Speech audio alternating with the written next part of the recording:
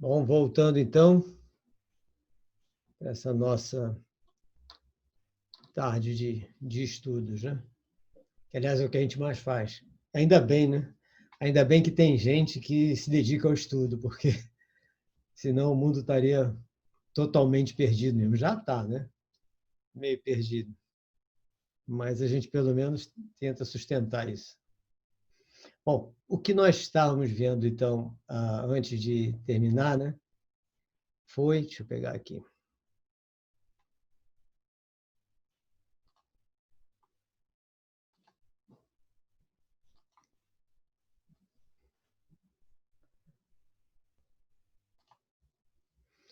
O objeto da psicologia, né, que é o ser humano, e quem estuda é o próprio ser humano, e nós vimos essa relação de conflito, né, conflitante, e que é uma coisa que nós temos que tomar bastante cuidado, né, para que a gente não deixe isso interferir. E é muito comum, né, super comum. Eu tenho falado isso frequentemente com os alunos, desde cedo, né, desde a educação básica, para eles sempre imaginarem isso, ou seja, até fiz uma palestra para eles sobre a necessidade da compreensão do outro, da compreensão verdadeira do outro, né? Então, uma palestra longa, fizemos vários exercícios e tudo depois, e fiz tarefas para eles na escola sobre isso, porque para que você, e principalmente, e procurar no exercício um outro que seja o mais possível, que tenha a maior diversidade de pensamento possível com você. Ou seja, não adianta você querer compreender o outro que pensa igual a você, porque não adianta nada, ninguém cresce. Você tem que tentar compreender aquele que é oposto a você, que é contrário, que tem pensamentos completamente opostos. Porque só assim a gente cresce. Ah, mas eu vou ter que concordar com ele? Não, você não vai ter que concordar com ninguém. Você vai ter que compreender a razão pela qual ele pensa totalmente diferente de você e principalmente contrário. Porque aqueles argumentos que ele vai dar, alguns deles você pode até derrubar, mas outros podem servir até para você depois, coisas que você não sabia, não imaginava, que podem ser verdade para você também. Mas isso aí tem que ser muito humilde, né? Tem que ter muita humildade para poder fazer uma coisa dessa.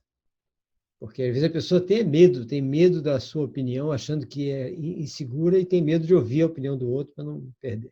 Isso acontece muito na religião, né? E isso é interessante que a gente faça isso para as crianças e para os adolescentes que estão com a gente, essa necessidade dessa compreensão do outro, porque isso evita, inclusive, um monte de brigas, discussões, etc., desnecessárias, totalmente desnecessárias, né? Por idiotice mesmo. Me lembro que eu estava dando uma matéria para a aula de mestrado de ciências da religião para uma faculdade teológica, né? Filosófica e teológica. E eu não me lembro qual era a matéria que eu estava dando, tem muito tempo isso, né? A matéria que estava dando, mas os meus alunos eram todos ministros religiosos, de diversas religiões. Né? E aí, num trabalho em grupo que eu fiz, num trabalho o primeiro trabalho, eu deixei eles reunirem os grupos à vontade.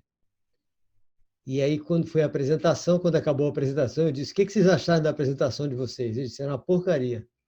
Porque foi mesmo uma porcaria. De todos. Aí eu expliquei por quê. Foi uma porcaria porque você, que é da Igreja Batista, só se reuniu com gente da Igreja Batista. Você que é católico, só se reuniu com católico. Você que é Assembleia de Deus, só se reuniu com a Assembleia de Deus. Vocês não vão para lugar nenhum. Assim. Porque um diz mata, outros falam. Ou seja, vocês estão discutindo, todos têm a mesma opinião sobre o mesmo assunto. Não adianta nada. Agora, eu vou fazer os grupos. Aí eu fiz os grupos. Né?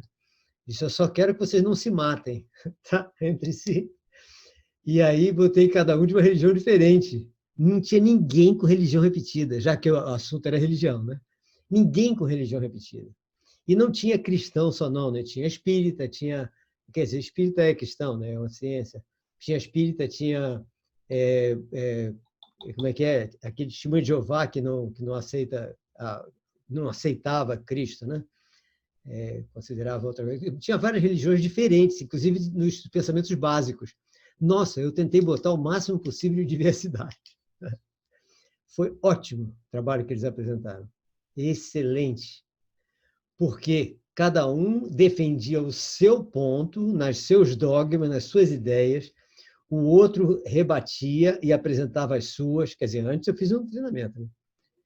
Ou seja, no final de contas, ninguém mudou de religião, tá? E todos ficaram empolgados porque conheceram dogmas dos outros que eles achavam que eram muito contrários aos deles e nem eram quando estudaram. Então é isso, ou seja de que assunto for, a gente se reunir com quem pensa igual a gente é dar um passo para trás. Não adianta nada, ninguém cresce. Agora, a gente reunir com uma pessoa que implica com a gente, que não gosta do que a gente fala, que acha que tudo que a gente fala é errado, aí é que a gente cresce. Se a gente não matar um ou outro, né? Se um não morrer. Mas aí, pelo menos, os dois crescem em conhecimento, pelo menos. É uma grande coisa, né? Então, esse é um detalhe que eu considero assim, muito importante, né? A diversidade de pensamentos, a compreensão, aliás, do pensamento do outro, tá? Em vez de simplesmente querer dizer que o outro é burro, idiota, que não conhece nada. Aí nós vimos isso e vimos o quê? Então, o objeto é esse e o estudo. O que a gente estuda? A gente estuda o comportamento, a personalidade, a consciência, e eu coloquei o inconsciente, que parte do inconsciente é usado também, mas aí eu vou até tirar desse troço, porque o inconsciente é mais psicanálise mesmo. E como é que a gente estuda isso na psicologia? O estudo é feito pelas subjetividades do ser humano, ou seja, não tem como você analisar comportamento, personalidade e consciência com uma máquina. Não tem como. Tá? Você não tem um exame que você faça, não tem um exame de sangue, uma coisa que diga isso. É subjetividade. Você vai observando o ser humano e, com isso, você vai observando o que ele extravasa, né? O que ele põe para fora, em questão de comportamento, personalidade e consciência.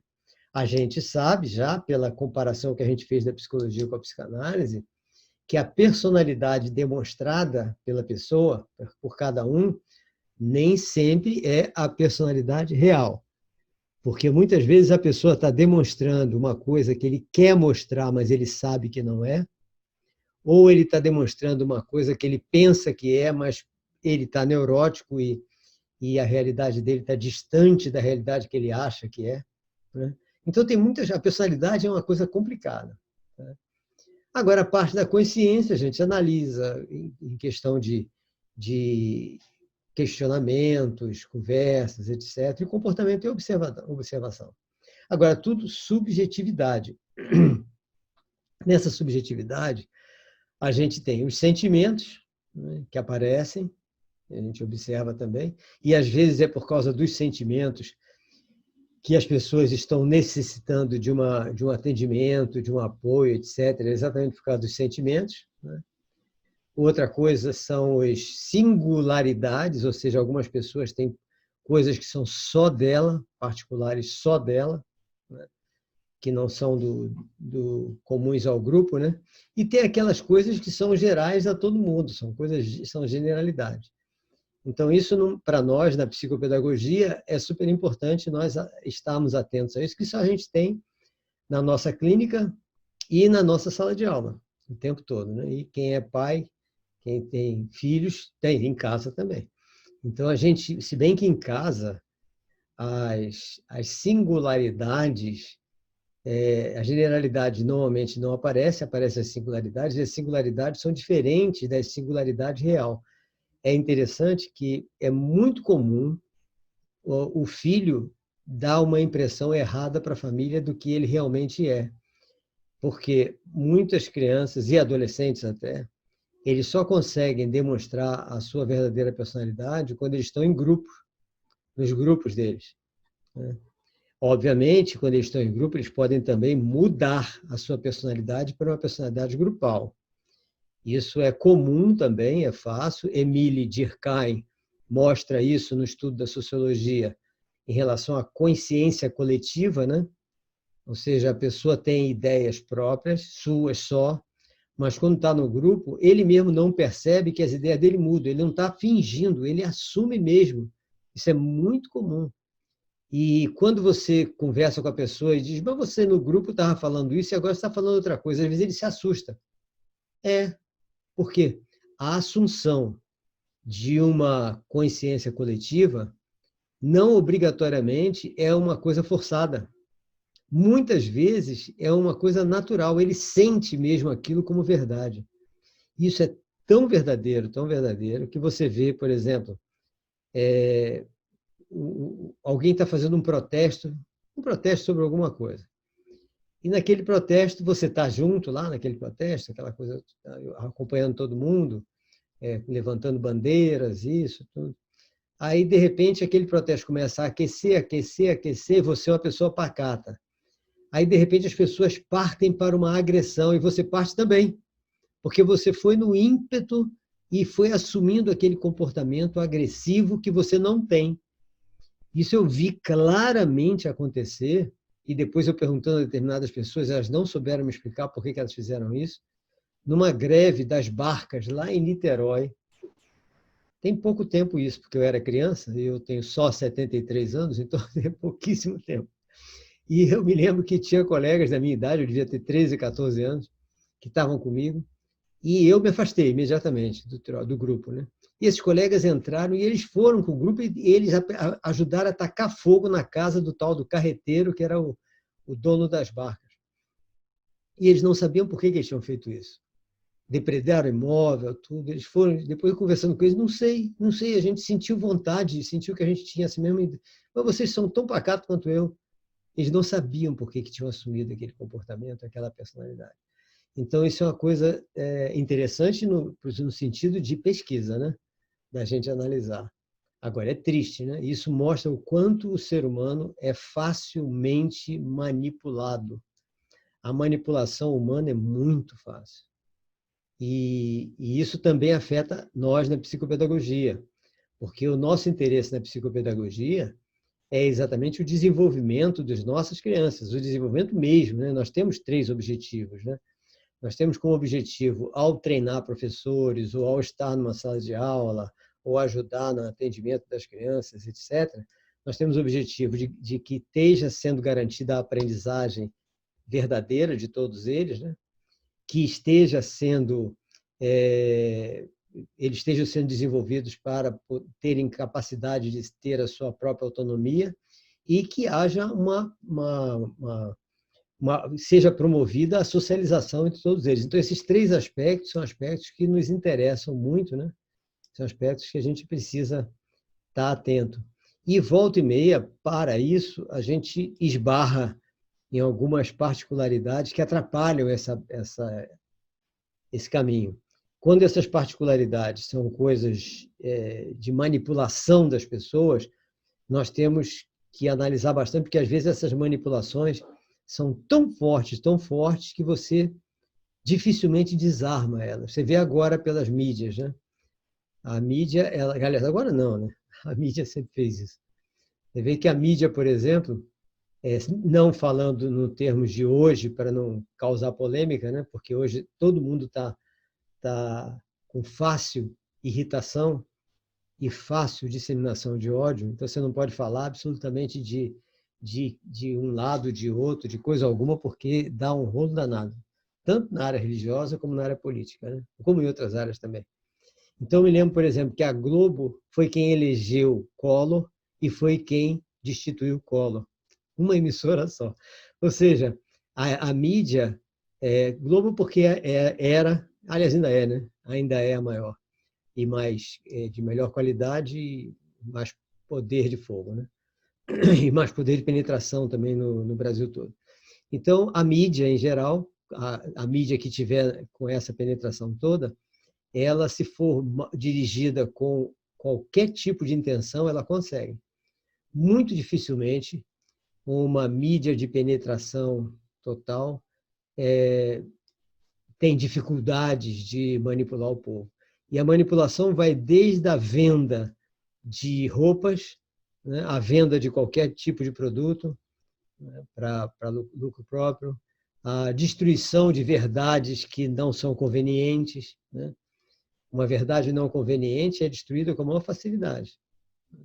Você vê essa história de fake, por exemplo, na parte de medicamentos, é muito comum, se você vê aparecer algum medicamento no mundo que seja que cure instantaneamente câncer, AIDS, etc., esse medicamento vai ser imediatamente rechaçado como um fraude, etc. E todo mundo vai acreditar nisso e o medicamento vai ser até proibido de ser utilizado.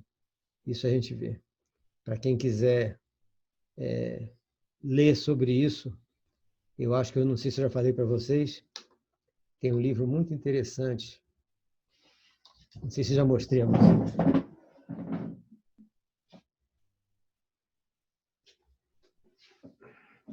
Não sei se eu mostrei já a vocês esse, né? Medicamentos mortais e o crime organizado. Tá? Como a indústria farmacêutica corrompeu a assistência médica. Esse livro é de Peter Goethe, é um cientista dinamarquês, tá? Que até me convidou para participar do centro de pesquisa lá da Suíça, que eu vou participar agora, que é não sei qual é o nome que eles dão. É uma academia científica, academia de ciências de biomedicina, academia de biomedicina da Suíça.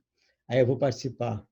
E aqui esse livro dele, ele relata apenas os processos judiciais em que as indústrias farmacêuticas foram condenadas pelos crimes cometidos contra a humanidade. Dá nojo a gente ver o que elas fizeram e continuam fazendo, e quem paga o pato somos nós. Tá? Impressionante. E ninguém pode fazer nada porque ele apenas compilou os processos judiciais em que as empresas perderam e tiveram que pagar milhões de dólares cada uma. Tem um monte. Tá? E alguns casos envolvem o Brasil, né? Como o da vacina tríplice, que causou há muitos anos, né, uma epidemia de meningite aqui no Brasil.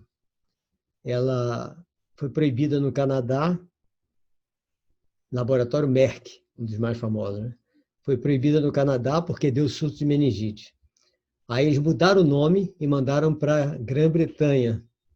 Na Grã-Bretanha deu um surto de meningite, aí descobriram que era a mesma vacina que tinha sido proibida no Canadá. Aí entraram na justiça tudo, aí eles recolheram tudo e trouxeram para o Brasil. Aí no Brasil distribuíram no Brasil todo. Foi o maior surto de meningite que a gente já teve na história do nosso país. Só que aqui não deu nada, não deu rolo nenhum. Tá? No Canadá e na Grã-Bretanha deu processo, tudo aqui ninguém processou, ficou por isso mesmo. Então são coisas que a gente fica, né, pensando, onde está? Como é que está a humanidade? Né? Que falta de humanidade é essa? Dos caras só pensarem no lucro, no lucro, no lucro. Aí que chegou aqui no Brasil, eles conseguiram compensar o que eles perderam de dinheiro no Canadá e na Grã-Bretanha, porque aqui o governo comprou, aplicou em todo mundo, eles retiraram o prejuízo deles e pronto, acabou. Complicado, né? Então, são coisas que a gente tem que a gente vê e é difícil até da gente acreditar. Gente, não é brincadeira. Tá? Bom, então, é isso que a gente tem que ver. Nós temos que estar bem atentos a essas manipulações, porque, às vezes, a manipulação dos nossos alunos é por desenho animado até, porque a gente não sabe o que eles estão assistindo, o que eles estão vendo, que tipo de programa e tudo. Vocês estão vendo a manipulação que foi feita, que a gente também não sabe que motivo foi, e isso é uma coisa que deu trabalho a tudo que é psicopedagogo que está atendendo criança, que foi a automutilação, a baleia azul, a automutilação e baleia azul, né? E essas outras estão aparecendo. O vídeo mostrando como se enforcar, como se matar se enforcando. Tudo isso as crianças estão assistindo. Aquele vídeo que apareceu de duas pessoas dando uma rasteira na terceira para ela cair e que parece que teve gente que morreu. criança que morreu, brincadeiras, né? Brincadeiras para se fazer no colégio, para matar a pessoa, ou seja, uma coisa mórbida, não dá para entender como podem as pessoas terem tais ideias na cabeça e difundir isso para as crianças, para os alunos das escolas. Bom, mas vamos sair dessa. Então, acabou a psicologia, vamos passar para a psicanálise. Aí eu botei os slides para não esquecer. Esses são os meus livros. Tá? Então, olha só, para quem não conhece, deixa eu botar aqui. Esse daqui, que é o Viravolta, não tem mais. Ele está já a terceira ou quarta edição, já foi esgotada e não foi refeita. Né? Então, esse está fora, que é um romance. Esse aqui não, esse é um dos últimos livros meus, que é o que eu mais gosto, que é um livro de contos, contos e reflexões, o Menino dos Jornais. Aí vem os de educação. Os de educação são esse daqui, que é Inclusão Responsável, que tem todos os detalhes sobre a educação inclusiva em geral, fala bastante de todas as comorbidades. Esse daqui, que é o de Sexualidade Humana, que também fala sobre todas as dificuldades que os pais, professores têm em relação à formação da personalidade sexual, como lidar com as crianças em processo de masturbação, às vezes, crianças com deficiência e masturbação em público, toda a parte sexual da criança, adolescente, do adulto, as disfunções. E no final desse ainda tem uma coisa que eu oriento as meninas no ensino médio, que é a construção do seu gráfico de fertilidade, que facilita tanto o autoconhecimento em relação à fertilidade, como a escolha do sexo do filho também. E o Afetividade na Educação, que foi o primeiro livro da parte de educação, que ainda está que não está ainda com a capa da coletânea, né? Que agora vai ser todos eles de educação, vão ser estudos sobre educação, como estão esses dois aqui, né? Então, esse também será, na próxima edição, estudo sobre educação. Quer dizer, na próxima não, tão cedo não vou fazer isso. Será Afetividade na Educação, estudo sobre educação, afetividade na educação. Eu não sei se é isso ou se a gente vai fazer um livro com... esses livros são 49, parece, e 50. E agora, esses livros, nessa iup.net/cursos, eu recomendo quem for comprar 3, juntar 3 pessoas e comprar 3 ou 4, porque o frete é gratuito, não tem frete. Tá? Um livro ou 2 tem frete, e 3 ou 4 não tem. Então, quando está lá 3 livros, você escolhe quais os que você quer, né? Quais dos 4 que você quer, que só tem esses 4. Né? Então, se você... Agora, a ideia é a seguinte, como na hora que vocês clicarem lá para comprar o livro, tem uma comunicação com o autor, né? Aí, digamos que juntou 4 de vocês, porque todos querem só o de inclusão, por exemplo, todos querem só o de sexualidade, todos querem só a afetividade. Aí junta 4, pega lá aquela oferta de 4 sem frete e escreve: queremos os 4 afetividade na educação, os 4 inclusão, os 4 sexualidade, porque aí vai ser empacotado pelo nosso instituto como vocês pedirem. Tá? Então, é só escolher lá e dizer. Tá? E infelizmente, não tem desconto, porque isso é da editora, ou seja, é o preço deles. A única coisa que eu posso fazer vocês escolherem o que quiser investir é no curso, nos mini cursos, né? Que aí vocês escolhem quanto pode, quanto quer, etc., à vontade. Mas o livro não pode, que é da editora. Aí é complicado. Eu estava fazendo a análise até com meus filhos aqui, como é que a gente podia fazer para os livros saírem mais baratos, e não tem como. Impossível. Né? A não ser que a gente tivesse a nossa própria editora, né? Sei lá. Mas está muito longe da gente poder ter isso. No meu instituto, tem a ideia da gente poder formar a nossa própria editora, mas não sei. Então, para adquirir os livros, basta aqui entrar no iup.net/cursos. Tá? Deixa eu mostrar aqui. Aí, iup.net/cursos. Tá? que aí lá você clica em cima da capa de um deles, se quiser comprar um só, que eu não recomendo, né? Recomendo comprar as duas ofertas que tem, 3 livros ou 4 livros, né? E aí que vai sem frete, porque o frete no Brasil não está brincadeira, ele aumentou muito. Então, 3 e 4 são sem frete, né? Aí é só visitar lá. E aqui eu coloquei yupi.net/cursos para a compra do livro, que é como está, que é esse daqui, né? Que é o da livraria.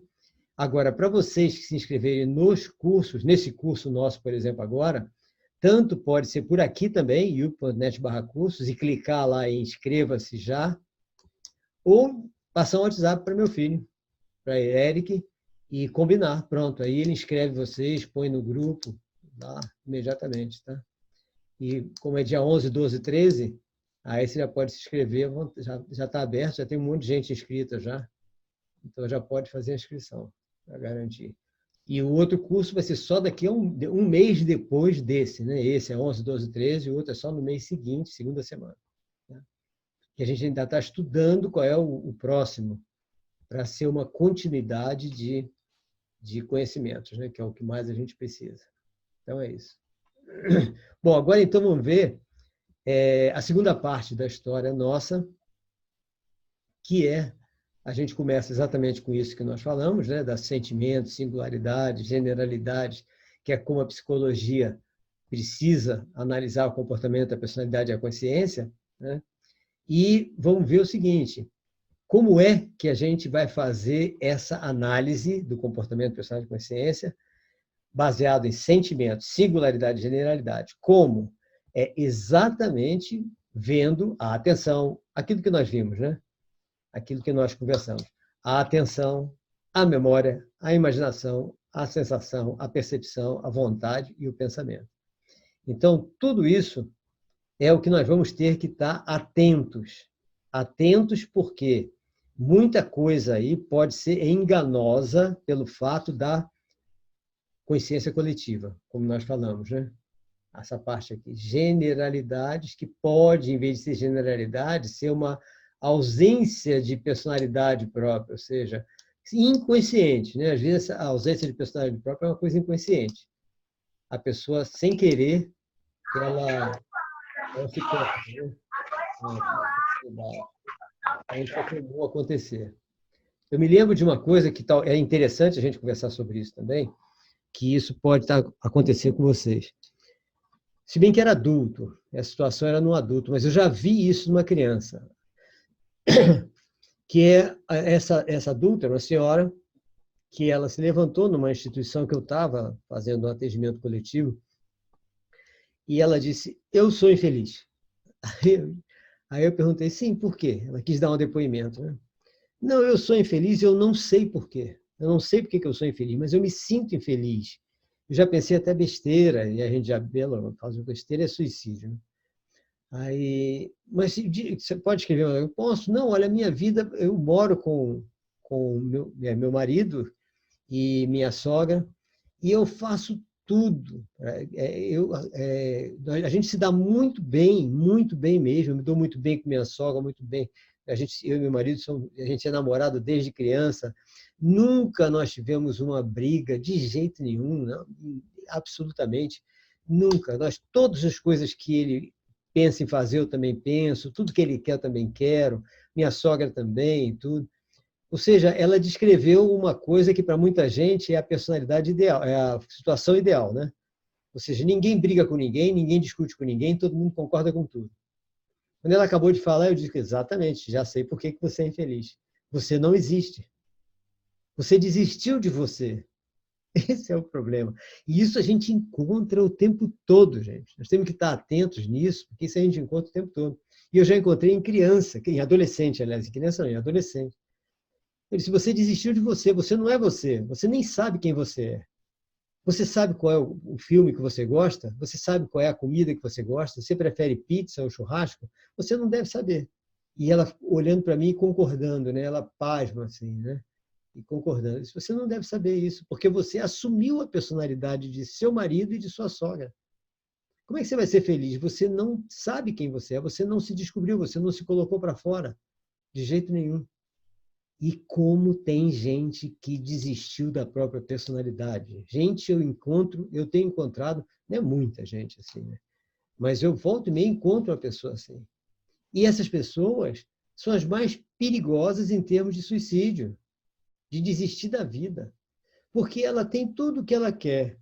Ela nunca brigou com ninguém, se dá bem com todo mundo e não está se sentindo bem. Nossa, isso aí deve ser a pior coisa que tem para uma pessoa, porque ela não sabe qual é o motivo dela estar triste e talvez até entrando em depressão. Então, são coisas que nós precisamos fazer. O que eu fiz ali no caso? Apenas um exemplo, né? Não pode não servir para todo mundo. Mas eu sugeri, né, uma conversa minha com os três. E na semana seguinte, os três foram. E eu conversei com os três para, a partir daquele momento, eu vi que os outros dois estavam tranquilos. Tá? Ela é que estava sem personalidade. Então, eu combinei com eles de, a partir daquele momento, eles aturarem um questionamento. E eles mesmos provocarem questionamentos por parte dela. Na hora que forem a um cinema, etc., insistir para ela dizer que é querer outro filme. Escolha um que a gente não queira, para a gente discutir aqui e poder tirar para o ímpar para ver qual é o filme que a gente vai assistir, ou seja, para você começar a ter personalidade. Tá?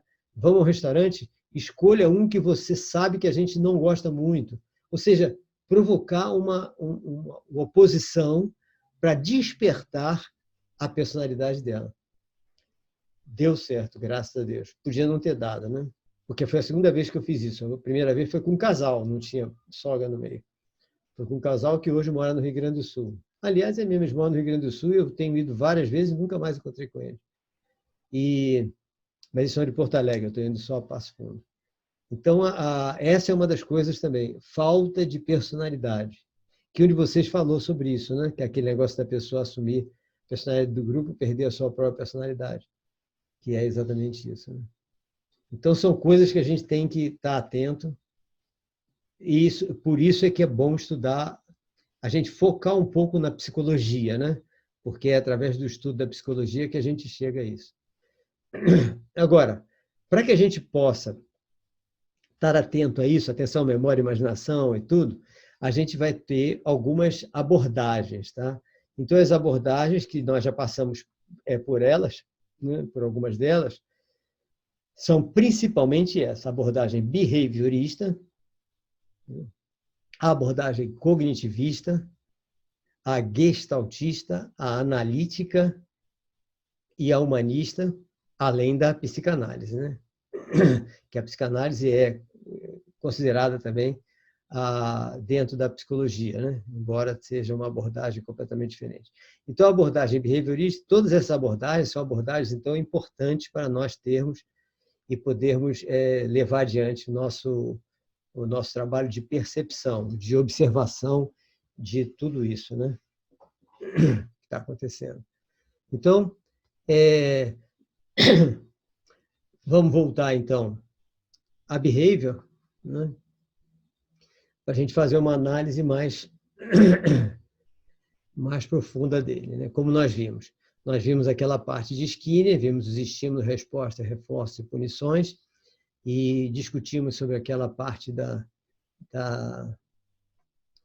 que no cognitivismo a gente inclui aquela outra parte. Agora, é sempre bom, na hora que a gente fala de Skinner, a gente lembrar que, pelo menos, por exemplo, com autista, tá?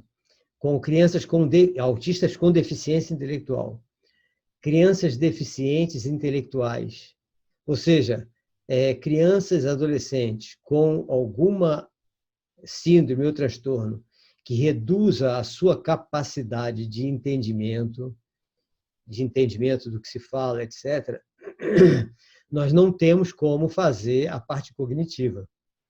Então, o único jeito é estímulo, resposta, reforço e punições. E hoje nós temos vários processos, como o método ABA, método TEACH, método Denver, que são métodos desenvolvidos para o desenvolvimento educacional e comportamental do autista. Esses métodos são rigorosamente baseados na abordagem behaviorista, que é exatamente isso. Você vai treinando a pessoa aos comportamentos adequados.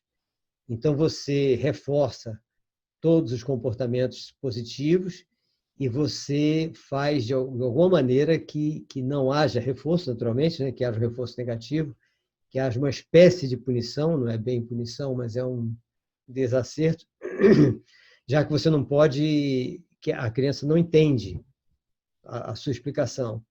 Se ela não entende a sua explicação, você tem que fazer alguma coisa que ela veja que está errado. Então, você nega, é uma espécie de punição mesmo, né? E isso é feito pelos métodos de educação que estão muito em voga hoje, né? Todo mundo fazendo cursos e mais cursos de ABA, de Denver, de Teach. Nos Estados Unidos, o Teach e o ABA são utilizados em parceria. No Brasil é mais o ABA. Eu não vejo as pessoas utilizarem o Teach, não. E o Denver também, que está sendo usado bastante, né? Então, para pessoas que não raciocinam, que não conseguem raciocinar, tem que ser assim mesmo. Não tem jeito, tá? Então, esses métodos são ótimos para isso. Mas, para vocês terem uma ideia, que é bom vocês estarem atentos também a isso, no meu colégio eu fiz uma preparação de profissional no ABA, que é o mais utilizado, né? E é caro a preparação. Fiz a preparação do pessoal no ABA, tudo, e nunca usamos. Nunca. E isso é uma coisa que eu tenho discutido em diversas associações de autistas, diversos locais, em relação a isso. Por que eu nunca usei? Por que eu gastei esse dinheiro, investi, né? Esse dinheiro para formar o pessoal e nunca usou? Porque nunca foi necessário. E por que nunca foi necessário? Porque todos nós, autistas, nós exigimos que os pais tenham um atendimento e um acompanhamento nutricional. A partir do momento que você consegue um acompanhamento nutricional com todos aqueles protocolos que a gente falou, que a gente costuma falar no nosso vídeo, tudo, a criança reduz todos os seus sintomas. E ela desenvolve intelectualmente. Então, ela compreende tudo. Então, não precisa desse método. Ela compreende tudo, ela é educada igualzinho a todos os outros garotos neurotípicos. Então, isso eu estou falando porque eu não sou médico. Eu fiz psiquiatria, fiz neurologia, mas não fiz medicina. Eu fiz na faculdade de medicina, mas não para ser médico, né? Foi apenas para ter conhecimento. Então, eu não posso prescrever, nem falar mal, nem bem do tratamento. Mas eu falo pela resposta que eu tenho dos alunos meus que foram tratados dessa maneira X e da maneira Y. E com isso é que eu cheguei a essa conclusão, e está tudo isso documentado, né, em relatórios de acompanhamento individual de todos os meus alunos, e eu sempre coloco quem tratou, como foi o tratamento, como foi feito, o resultado que era esperado pelo médico, pelo profissional médico, e o resultado que foi observado na escola. E a gente vê claramente um resultado que me fez ter embasamento para proibir o pai de matricular uma criança na minha escola se ele não concordar com o tratamento correto para seu filho. Tá? Coisa que eu não posso fazer nas escolas que eu oriento, que são todas escolas públicas, municipais. Só tem duas que são escolas públicas estaduais. Mas, de qualquer maneira, as escolas públicas, a gente não pode fazer isso, né? Porque ninguém pode negar a matrícula do cara, né? Mas na minha eu posso. Então, quer dizer, poder não pode também, não. Se o cara entrar na justiça, eu sou obrigado a matricular. Mas eu já neguei matrícula a dois pais, que um chegou para mim e disse: o médico de meu filho disse que isso que o senhor está falando é frescura, que a alimentação não tem nada a ver com saúde do autista, com o autista. Então, matricule no colégio do médico de seu filho, mas não no meu. Que aqui o colégio é particular, você vai jogar seu dinheiro no ralo e eu vou perder meu tempo. Tá? Se você quiser jogar o seu dinheiro no ralo, é com você, mas eu não quero perder meu tempo com uma criança que eu vou ficar triste por não conseguir desenvolver. Tá? Para mim, eu quero desenvolver todos os meus alunos, então eu faço questão. Aí não matriculei o cara mesmo, e não deixei, foram dois já. Tá? Então são coisas que são tristes, né? Porque esses caras não estudam e são obrigados a aceitar como verdade o que o médico fala. Tá? E a gente tem que tomar cuidado. Médico, assim como engenheiro, assim como advogado, assim como professor, assim como qualquer profissão, padeiro, etc., todos são passíveis de não estarem falando a verdade ou não quererem estudar ou não se desenvolver. Então, todo mundo é ser humano, é igual. Então, a gente tem que tomar muito cuidado com isso. Então, eu parei nisso justamente para lembrar vocês, porque vocês vão encontrar o tempo todo esses métodos. Talvez você já tenha alguns até feito curso disso. Né? O método ABA, por exemplo, é o mais comum. Denver está muito em moda também. E também tem um curso que estão oferecendo muito, agora caro também, que é o VP MAP, para fazer a identificação do autista. Também nunca precisamos. Né? Botei uma psicopedagoga minha para fazer o curso do VP MAP, fez e tudo, mas nunca precisamos utilizar, porque é só para você mensurar como é que o autista está. Como o nosso vai desenvolver mesmo, então não precisa disso. Então, são coisas que eu não digo, são certas, não sou contra, todas essas são certas, são coisas maravilhosas. Mas o melhor é a gente se dedicar ao desenvolvimento deles para eles aprenderem mesmo de verdade, né? E poderem ter autonomia um dia, que é o principal. É o que a gente mais tem que pensar nisso. Né? Então, esse a gente já viu, que é o Skinner, behaviorista radical, e que foi, então, eu parei por causa do autista, né? E que foi, então, superado, né, mais tarde pelo cognitivista. E um dos caras do cognitivista é Piaget. Tá? Piaget foi um dos autores mais importantes da psicologia cognitiva, tá? Porque ele formulou aquela teoria do desenvolvimento cognitivo por etapas. Então, vejam, aquela teoria que também é de Freud, e também é de Vallon, e também é de Erik Erikson, que é a teoria do desenvolvimento por etapas, todos eles desenvolveram isso. Piaget foi da escola de Viena e que estudou junto com uma série de engenheiros, inclusive, médicos, neurologistas, professores, etc., e que desenvolveram teorias fantásticas, como a gente vai ver no outro final de semana que a gente se encontrar. Né? Então, ele estudou lá nessa escola. E ele, então, lá, ele acabou desenvolvendo a ideia das fases da criança. Na observação que ele fez na escola, que a escola tinha criança, tinha tudo, ele foi vendo aos pouquinhos, ele como biólogo, estudando o desenvolvimento biológico da criança, né? Aí ele foi vendo que a criança ela tem etapas muito bem definidas. Né? As etapas são super bem, como tem naquele meu livro Afetividade da Educação. Né? Cadê ele? O terceiro de lá para cá, vira a volta, a afetividade da educação. Como tem na afetividade da educação, eu faço um paralelo com todas as fases da criança. Né? Então, ele foi montando as fases e vendo que a criança de 0 até 1 ano e meio, ela tem necessidades, um monte de necessidades, né? Necessidades básicas importantes. Mas, de repente, quando ela muda para a fase seguinte, que é de 1 ano e meio a 3, aquelas necessidades desaparecem e aparecem outras completamente diferentes.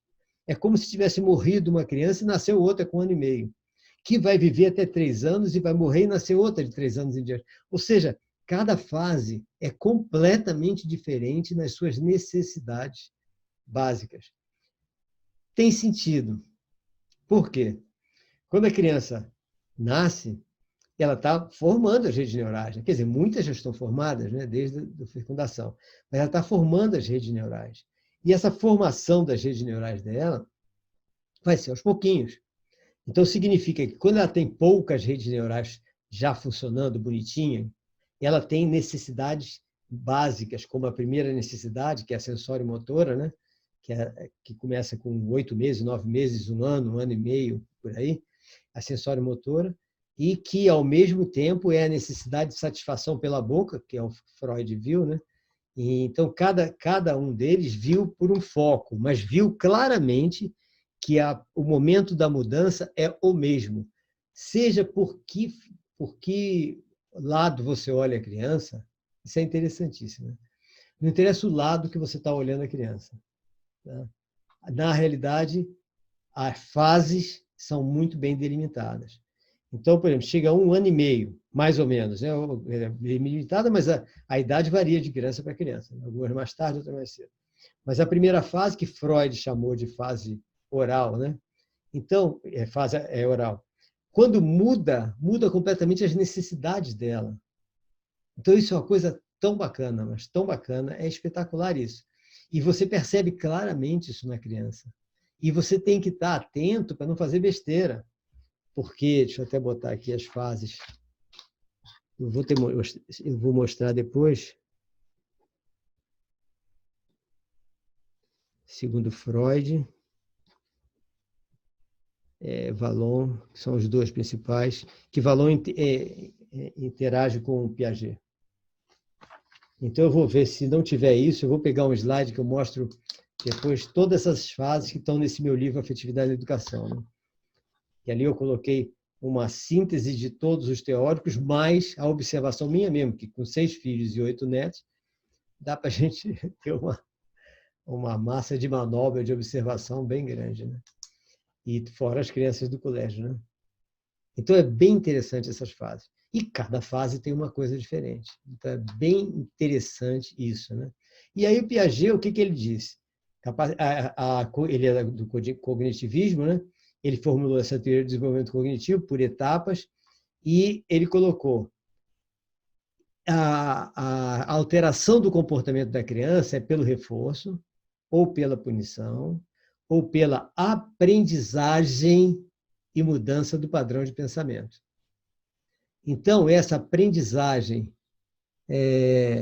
mudança do padrão de pensamento é interessantíssima. Fabiana, faz isso, junta pessoas que morem perto, tá? Para vocês poderem ver quais os livros que vocês querem e comprar naquela oferta de quatro livros. Aí vê, porque pode ter... Eu, por exemplo, eu vou comprar, cada um de nós compra um e um empresta outro. Eu não faço isso. Tá? Eu detesto esse negócio de emprestar livro. Tá? Então, eu prefiro ter o meu, tudo jeitinho. Mas aí junta quase o livro, porque o de inclusão é importante, afetividade na educação, tá? Ele também que mostra essas fases todas. E, logicamente, o de sexualidade humana vocês vão adorar. Então, é melhor cada um comprar um mesmo e emprestar, sei lá, como vocês quiserem. Agora, você sabe que vocês podem entrar naquele de 4 e comprar para 4 pessoas. É pelo meio do site, é por aquele site. Tá? Porque está vinculado a gente, mas é pelo Mercado Livre, mas está vinculado à editora e a gente. Tá? O IUP só faz a distribuição. Tá? Então, o que a gente faz? A aprendizagem de padrão de pensamento. Nossa, padrão de pensamento, gente, não é brincadeira. Padrão de pensamento. Eu não sei se no curso que a gente teve de neurociência, eu já comentei sobre padrão de pensamento. Não sei se eu falei sobre isso. Porque aí a gente vai ver o quê? Que além daquilo tem cognição e pensamento, que é o que agora fecha Piaget. Tá? Aprendizagem, mudança do padrão de pensamento. Então, aprendizagem, cognição e padrão de pensamento. O que é padrão de pensamento? Veja se eu falei isso da outra vez, porque tem cientistas franceses que descobriram que o padrão de pensamento nosso tende a ser um padrão de pensamento negativo. Nós temos uma tendência muito grande de ter um padrão de pensamento como se a gente estivesse se auto-sabotando, criando crenças limitantes. São crenças limitantes e, então, autossabotagem. Tá? Isso significa que, é terrível. Espera aí, alguém falou aí que se pode ser só pelo site. Não, quem estiver em Salvador pode combinar e ir buscar o livro no Colégio IUP. A gente combina antecipadamente, pega-se no depósito da editora e deixa-se lá no Colégio IUP para levar. Aí não tem... De qualquer maneira, ou comprando 4 ou comprando 3, não tem preço de transporte. Mas indo lá, é melhor ainda, porque já recebe os livros, daí pode comprar o livro que for. Está lá no Colégio UP, tá? Aí é só, mas tem que avisar antes, porque como vocês sabem, o colégio tem gente, tem sempre meu filho lá, mas às vezes não está, porque está funcionando tudo online, né? Aí avisa que nessa hora ele estará esperando lá. Tá? A gente combina isso. Agora vamos ver o padrão de pensamento. Então a gente tem que tomar cuidado com essas crenças limitantes e com a autossabotagem, porque a crença limitante e a autossabotagem são o que destrói a gente. E essa cientista descobriu o seguinte, uma relação muito forte, e está e isso está como se diz, já publicado, é uma comprovação científica dela. O padrão de pensamento negativo está ligado ao mal de Alzheimer e ao AVC. Incrível, né? Ela conseguiu fazer a ligação ao mal de Alzheimer e ao AVC, ou seja, um acidente vascular cerebral. Padrão de pensamento negativo. Gente, isso é um perigo, é um verdadeiro perigo. Né? Para quem achar que é melhor ir lá, avisa mesmo, porque lá pode pagar no cartão também. Tem máquina de cartão lá. Tá? Então, gente, é uma coisa que a gente tem que tomar muito cuidado. Essa do pensamento, vamos tomar muito cuidado. Porque reparem como a gente tem essa tendência. Volta e meia, a gente vai fazer uma coisa e pensa, isso não vai dar certo, não. E nós temos que fazer isso com a gente para a gente poder fazer isso com o nosso paciente, tá? Porque não adianta a gente querer que o nosso paciente tenha padrões de pensamento positivo, né, que aprenda direitinho, que se liberte das crenças limitantes, se nós não nos libertarmos. Então, uma das coisas mais importantes para nós é nós consertarmos a nós mesmos primeiro, certo? É óbvio, né? Para depois nós tentarmos consertar o outro. Então, atenção, né? Muita atenção a isso, que isso é fundamental para a gente. Então, o que Piaget e o cognitivismo nos mostram? Nossa, nos mostra um monte de coisa. Né? Primeiro, aquela história da opção maior em relação a simplesmente punir, que é o aspecto cognição e a mudança do pensamento. Essa mudança do pensamento tem sido usado muito, bastante, pelo pessoal que faz terapia cognitivo-comportamental. Né? Então, quem faz terapia cognitivo-comportamental vê que é exatamente isso. A gente muda até o padrão de pensamento da pessoa. Tá? Esse é o Judith Beck, né? Uma das obras de TCC, né? Terapia cognitivo-comportamental. E é uma coisa muito bacana, porque a gente começa a mudar a forma da pessoa se relacionar consigo mesma e a forma dela se relacionar com o seu pensamento. Vamos ver alguns exemplos que eu tenho usado bastante com os meus alunos, né? Bastante mesmo. Que aconteceu até agora, hoje de manhã, que eu estava assistindo, ontem, aliás, que eu estava assistindo às aulas do meu colégio, que agora é facílimo, né? Antigamente, eu, para assistir às aulas do meu colégio, eu tinha que subir 2 andares, descer 2 andares, ir para a sala. Né?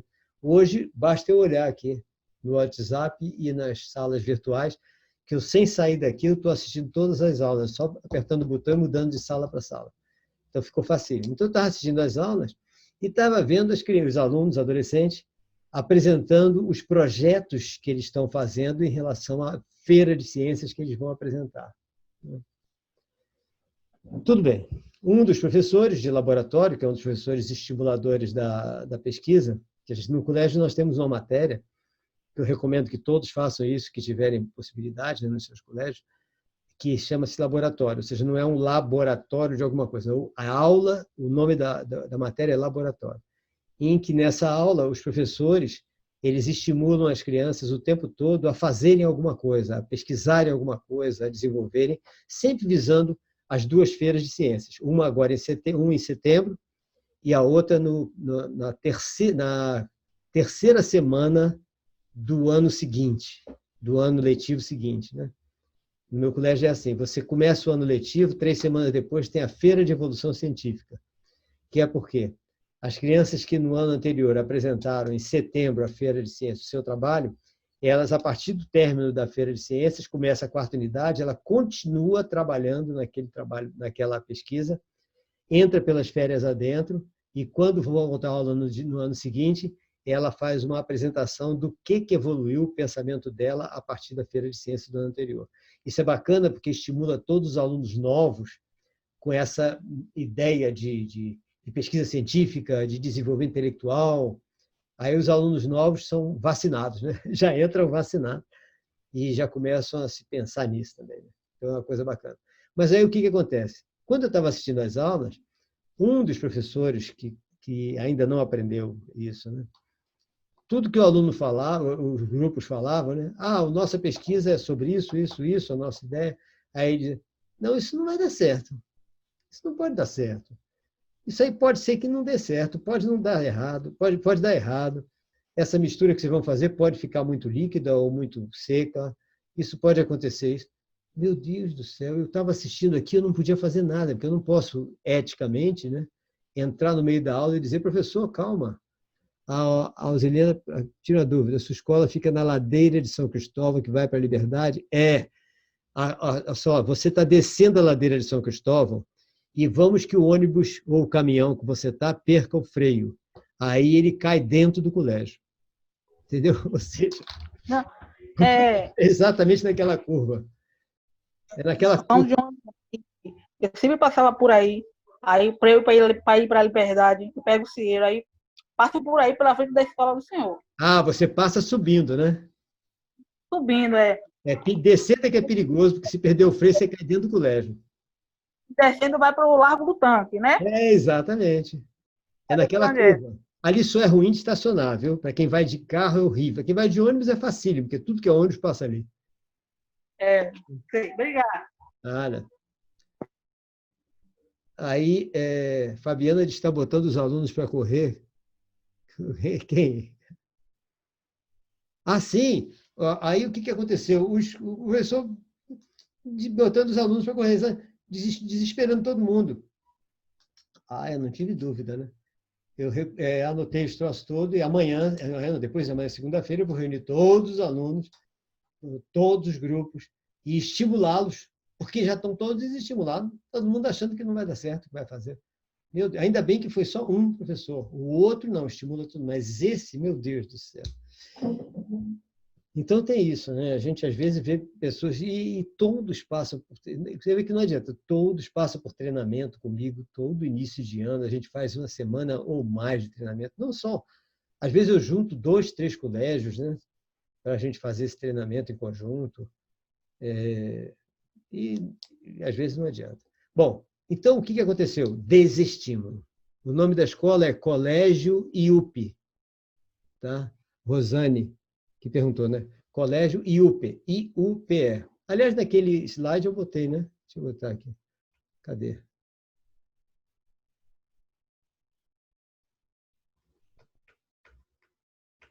Aqui, ó. IUP.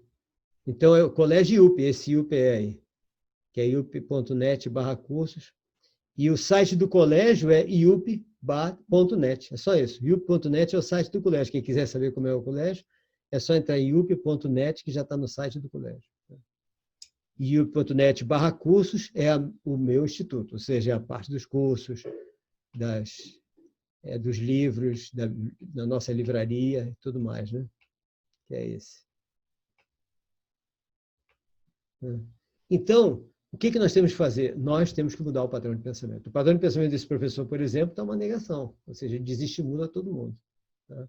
Então, é um problema sério. Tá?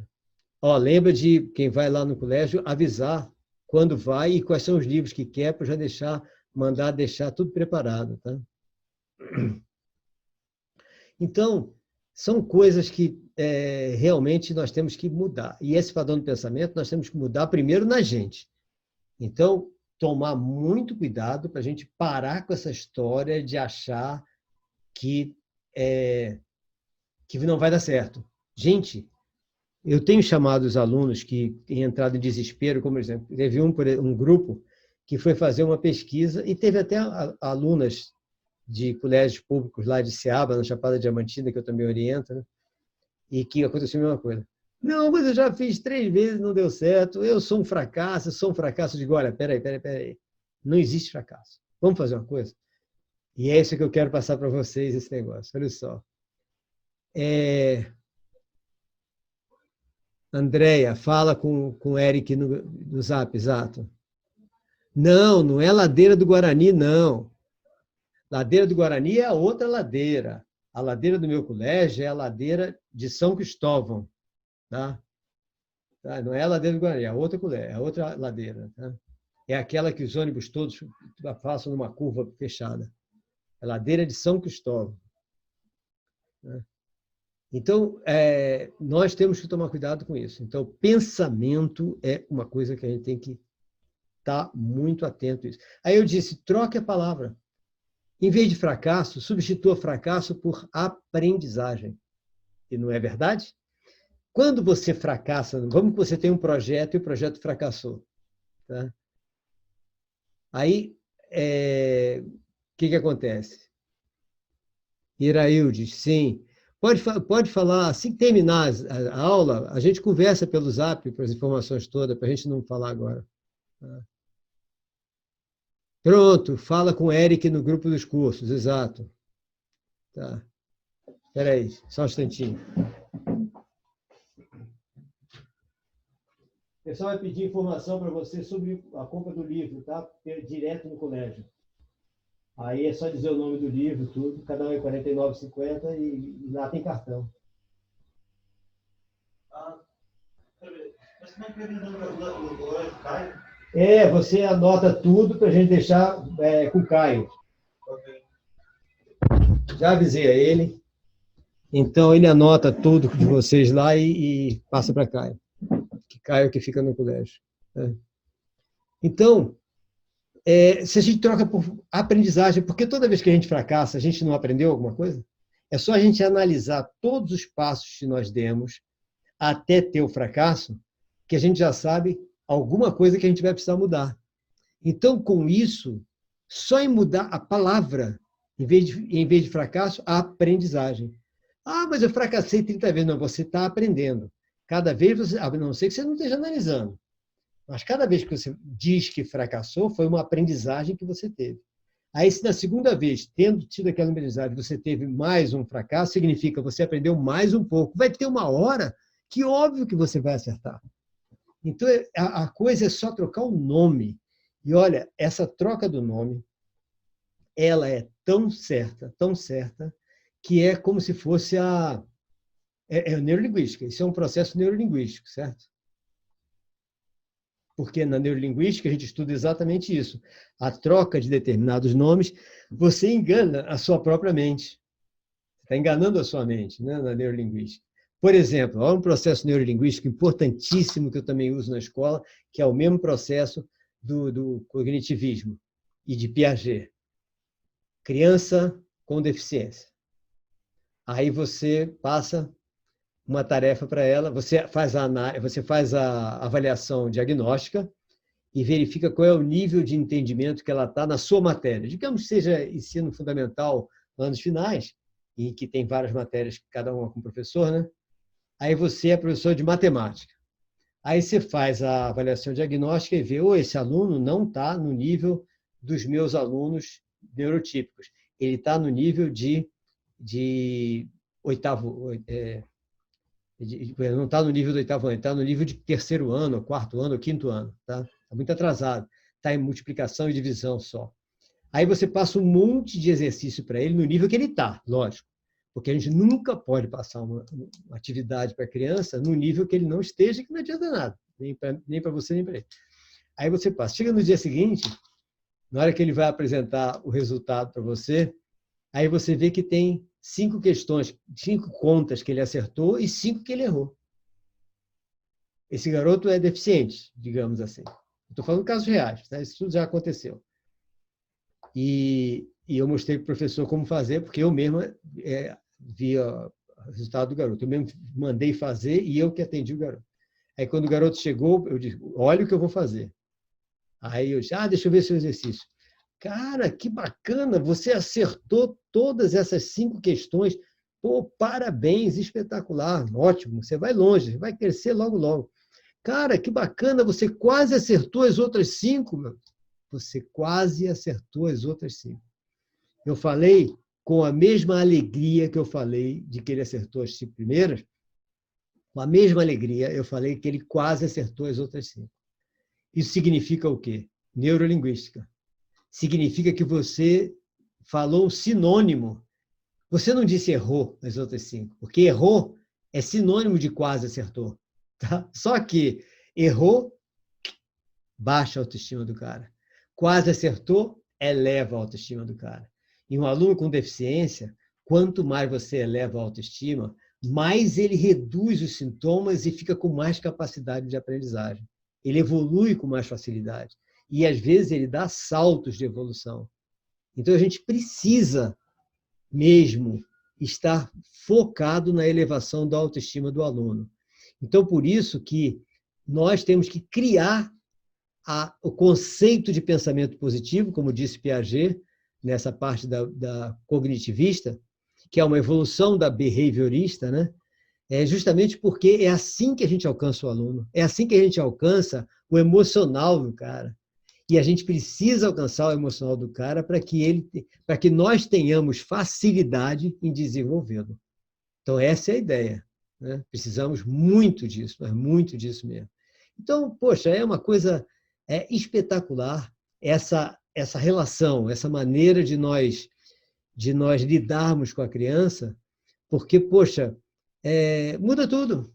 Simplesmente muda tudo. E tem professores que dizem, eu não sei por quê, ele não se desenvolve, ele não cresce, todo dia ensina a mesma coisa, ele nem guarda nada, a memória dele é péssima, ensina uma coisa agora, ele esquece depois. Eu digo, sim. E você conversa com ele com essa cara que você está aí agora? Aí ele olha para mim, por quê? Porque se você faz essa cara que você está aí agora, o garoto vai só baixar a autoestima. Você alguma vez falou com ele com alegria? Como se ele erra tudo? Ah, aí é que está. Se você está achando que ele erra e não que ele está no processo de acertar, você nunca vai conseguir desenvolver esse aluno. Então, essa é uma das coisas que na psicologia, que nós temos que buscar da psicologia, principalmente de Piaget, porque Piaget é um biólogo, né? E o biólogo, quer dizer, era um biólogo, né? Então, um biólogo que está preocupado no desenvolvimento integral da pessoa. Então, ele está preocupado realmente na autoestima, na satisfação da pessoa, completamente diferente de Vygotsky. Vocês lembram? Quem estudou Vygotsky sabe que com Vygotsky a coisa é complicada, né? Com Vygotsky é o quê? É a criança que se vire. A gente tem que empurrar o conhecimento e a criança que corra atrás do conhecimento. Ao contrário de Piaget, a gente tem que dar o conhecimento de acordo com o desenvolvimento biológico dele. Então, são duas visões opostas com a mesma criança, né? Então, por isso que, nesse ponto, para qualquer criança com dificuldade de aprendizagem, com síndromes, transtornos, coisas assim, a minha recomendação é sempre usar as ideias de Piaget. Para mim, é ele, nada de Vygotsky. Agora, já para criança superdotada, por exemplo, né, já é o contrário. Em vez de Piaget, é Vygotsky. Porque a superdotada, que é outra filosofia, outra psicologia, aliás, né, a de Vygotsky, outra pedagogia. A de Vygotsky, a superdotada é uma criança que ela não pode achar que está perdendo tempo. Isso é um problema. Se ela achar que está perdendo tempo, que está marcando passo, tá, ela pode desistir de estudar. Então, eu tenho que tomar um cuidado tremendo. Né? Esse é um passo importante que a gente tem que dar. Né? Tem que estar muito atentos a essa situação. Né? Então, o básico disso que nós estamos vendo é exatamente isso. Piaget e suas ideias de respeito ao desenvolvimento biológico da pessoa. Né? Aí vem a parte da Gestalt, que nós já vimos. Né? Deixa eu ver se tem mais alguma coisa. Alguém tem algum comentário? Antes da gente mudar do behaviorista e do cognitivista, alguém tem algum comentário sobre esses caras? Que aí é interessante a gente ver antes de mudar.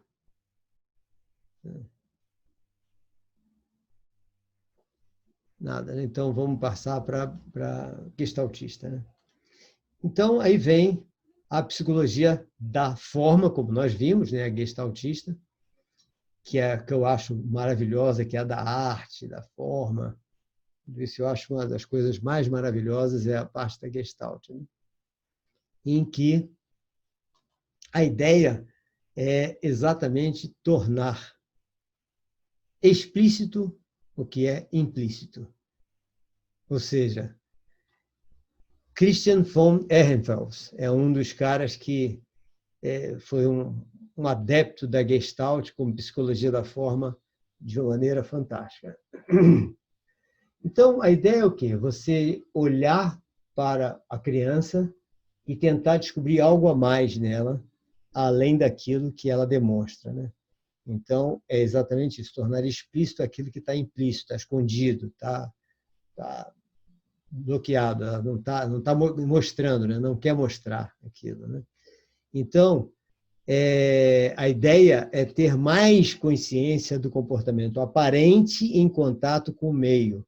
Então, a gente vê o comportamento aparente, contato com o meio, né?